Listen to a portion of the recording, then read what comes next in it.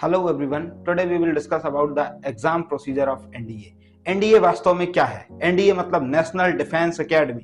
ये पुणे खड़गवासला में स्थित है, जो कि महाराष्ट्र में पड़ता है। इसका हम फुल फॉर्म जाने तो मैंने अभी जस्ट बताया, इसका फुल फॉर्म होता है नेशनल डिफेंस एकेडमी। इसको कंडक्ट कराता है यूपीएससी यानी यूनियन पब्लिक सर्विस कमीशन।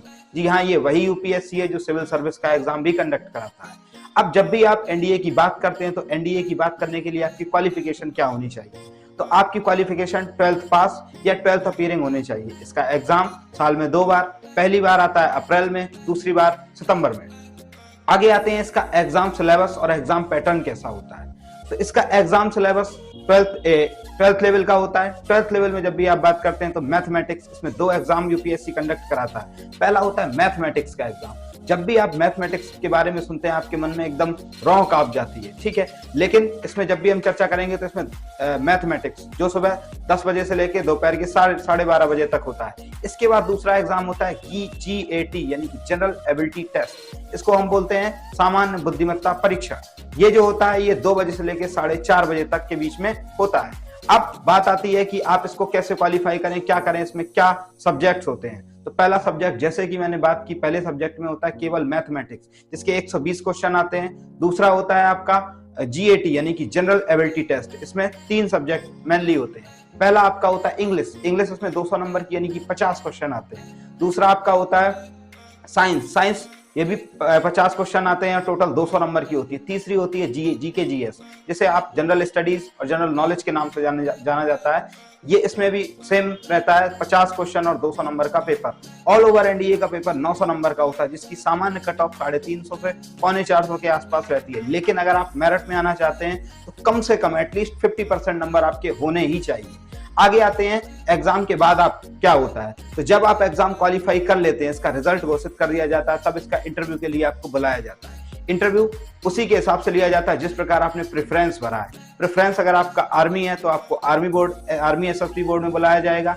अगर आपका प्रेफरेंस नेवी है यानी कि इंडियन नेवी, तो आपको नेवल बोर्ड से बुलाया जाएगा। अगर आपका एयरफोर्स है तो एएफएसबी यानी कि एयरफोर्स सिलेक्शन बोर्ड से आपके पास कॉल आएगी, ठीक है। एसएसबी इंटरव्यू के प्रोसीजर के बारे में जानेंगे। तो ये भारत का सबसे बड़ा इंटरव्यू माना जाता है। ये 5 दिनों में कंप्लीट होता है, जिसमें पहला दिन होता है स्क्रीनिंग प्रोसेस। स्क्रीनिंग प्रोसेस में आपके 2 टेस्ट कंडक्ट कराए जाते हैं जनरली। पहला आपका होता है स्क्रीनिंग प्रोसेस में, जिसको बोलते हैं OIR ranking test. OIR test में आपकी ऑफिशियल इंटेलिजेंस रेटिंग दी जाती है। उसके अनुसार आपका आगे चल के इसी दिन होता है स्क्रीनिंग का दूसरा टेस्ट, जिसे आप बोलते हैं PPNDT यानी कि PPNDT। आगे जाएंगे डे 2 पे जब हम बढ़ते हैं तो आती है साइकोलॉजी मतलब मनोविज्ञान।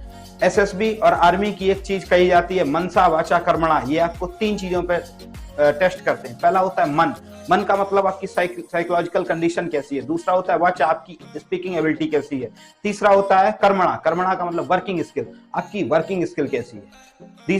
चलते हैं तीसरे दिन पर। तो तीसरे दिन और चौथे दिन आपका होता है जीटीओ का मतलब ग्रुप टेस्टिंग ऑफिसर आपको टेस्ट करता है, जो कि आपको ग्राउंड में टेस्ट किया जाता है। इसके बाद दूसरे से लेके चौथे दिन तक के कभी भी बीच में आपका PI यानी कि पर्सनल इंटरव्यू हो सकता है। जब आप 4 दिन कंप्लीट कर लेंगे तो आप आएंगे डे 5 पे यानी कि 5वें दिन पे। 5वें दिन पे आपकी कॉन्फ्रेंस की जाती है और कॉन्फ्रेंस में काफी सारे ऑफिसर्स आपके सामने बैठे होते हैं। एसएसबी इंटरव्यू में आप 2 दिन बाहर निकाले जा सकते हैं। डे 1 यानी कि स्क्रीनिंग डे में अगर आप क्वालिफाई नहीं कर पाए तो आपको स्क्रीन आउट कर दिया जाता है यानी कि बाहर का रास्ता दिखा दिया जाता है। और अगर ओवरऑल आप 5वें दिन नहीं कर पाए, क्वालिफाई नहीं कर पाए, तो आपको बाहर का रास्ता देखना पड़ सकता है। इसे हम बोलते हैं कॉन्फ्रेंस आउट। जब आप एसएसबी में रिकमेंड हो जाएंगे, आप एग्जाम पहले पास करेंगे, उसके बाद एसएसबी में रिकमेंड होंगे, तो आप आएंगे मेडिकल की तरफ। मेडिकल आपका उसी सेम बोर्ड में कराया जाता है, इसीलिए आपको जब भी कॉल आती है तो उसमें साफ साफ लिखा होता है कि एटलीस्ट 20 डेज के कपड़े आप वहां पे लेके जाएं। मेडिकल अगर आप फिट नहीं है तो आपको 14 दिन के लिए रीमेडिकल के लिए बुलाया जा सकता है, या परमानेंट आपको रिजेक्शन दिया जा सकता है। मेडिकल के बाद आपकी मेरिट बनती है आपकी ओवरऑल 1 महीने से 2 महीने के बीच में आपकी मेरिट आ जाती है एसएसबी के बाद।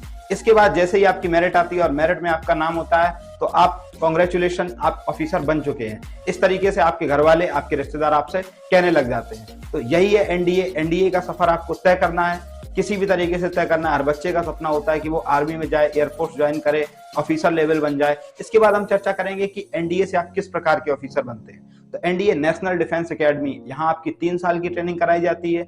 चौथी साल 1 साल के लिए आपको स्पेशल ट्रेनिंग पे भेज दिया जाता है, और चौथी साल में ही आपको क्या मिलती है, आपको आपके सितारे मिल जाते हैं, आप क्या हो जाते हैं, आप एक ऑफिसर बन जाते हैं। जैसे ही आप एक ऑफिसर बनते हैं, आपकी सैलरी वगैरह सब शुरू कर दी जाती है। लेकिन वही बात है कि बताना सिंपल होता है, करना बहुत कठिन। तो आप जब तैयारी करना चाहते हैं, आप रिटर्न की तैयारी करना चाहते हैं, तो हमारे ऑनलाइन प्रोग्राम जो कि हमारा चल रहा है उससे जुड़िए। Very very thank you. आपसे मुलाकात होगी नेक्स्ट वीडियो में।